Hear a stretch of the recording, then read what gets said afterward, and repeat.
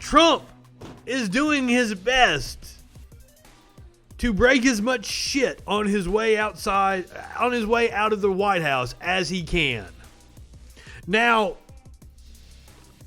on its face, I am not against Trump pulling troops from Afghanistan and Iraq. I am very much a pacifist. I'm very much an anti-imperialist. I believe that those wars have gone on for far too long. We should have never been there in the first place. So I give him props on this. However, I can't imagine that Donald Trump is doing it for the good of the country, the good of the troops, or just based on principle. Remember, he supported the Iraq War, even though he said he didn't. So I've got to wonder, who is telling him to pull troops out of Afghanistan and Iraq? And if I had to guess, Russia has a lot to do with that because, you know, there's a long history between Afghanistan and Russia. So, on its face, Trump, I approve of what you did. I am for bringing our troops home.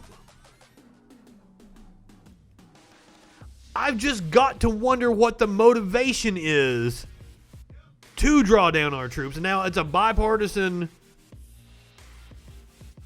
coalition of people speaking out against him pulling out troops.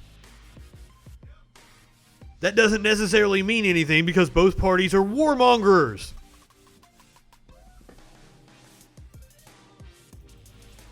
And everything else that Trump is doing before he leaves office,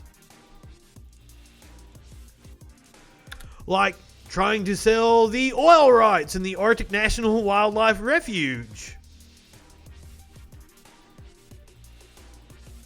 isn't for anything but the benefits of his corporate cronies.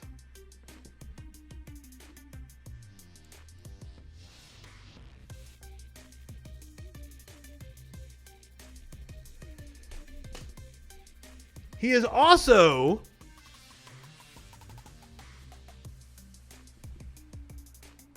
working hard to cut other social safety net programs, and I fucked up the story. I don't have it in front of me. And because I don't read a lot of these things before I come on the air, I don't remember exactly what he was trying to cut, so I don't want to speak out of my ass. But we can talk about what happened right before I came on the air. In a tweet, he fired Krebs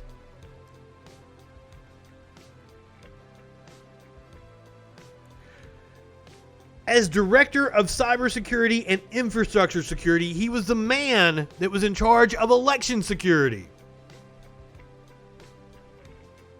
The 2020 election was highly inaccurate, and that there were massive improprieties and fraud, including dead people voting. That's not true. We went over that on this show. Poll watchers not allowed into polling locations. That's not true either. We're going to talk about the Pennsylvania Supreme Court decision here in just a second. Glitches in the voting machines which changed ... Doing the Stephen Colbert there. Votes from Trump to Biden, late voting, and many more. Effective immediately, Krebs has been terminated as director of the Cybersecurity and Infrastructure Security Agency.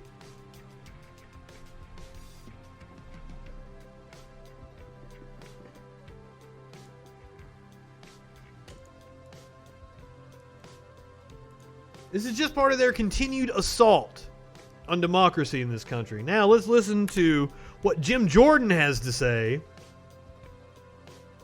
Jim Jordan, who you should not listen to about anything.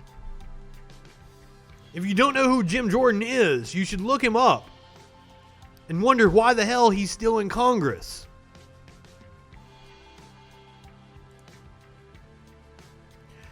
He covered up a sexual abuse scandal at the college where he was a wrestling coach or assistant wrestling coach.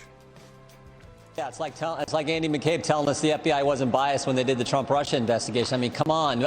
They weren't. An investigation found there was no bias. It also uncovered many texts, because they're gonna say Peter Strzok and Lisa Page or whatever the fuck. But they also uncovered several text messages of Trump supporters inside the FBI. They said the most secure election in American history.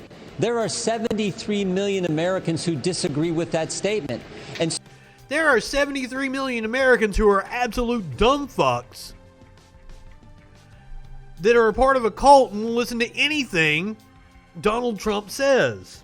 So why don't we just do this, Lou? Why don't we let the process work? Why don't we let the law work? It is. Why don't we follow the Constitution? We got 7 days until the Electoral College meets. So let's just let this play out. Today in Georgia, you had 2 counties. Now there are 159 counties in Georgia. You had 2 of them today. Just, Shazam, we found votes. We've had missing memory cards. There were votes, and both of them were to the benefit of President Trump. So what's... No. I saw the story, and it was like 265,000 votes were found. 100,000 were for Trump. So that made me think, so the other 160,000 were for Biden. So it helped him. The rush. We had 4 years of the phony Russia hoax investigation. What's not wrong phony? With 4 weeks of investigating this election with all the irregularities in all these key swing states. Let's just let the process play out. I think that is just common sense, and the vast majority, I think, of Americans get it. The only ones who don't are the mainstream. You are correct on that one.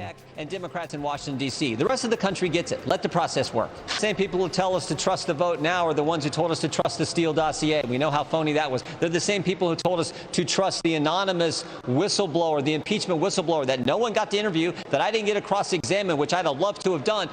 And now they're saying, you talking about Vindman? Trust us, the vote's fine, and we got this agency saying the most secure in history. No one's buying it. That's why we have a constitution, we have a process, we have a law. That's why we should follow it. Yeah, and Trump's getting laughed out of fucking court, dude.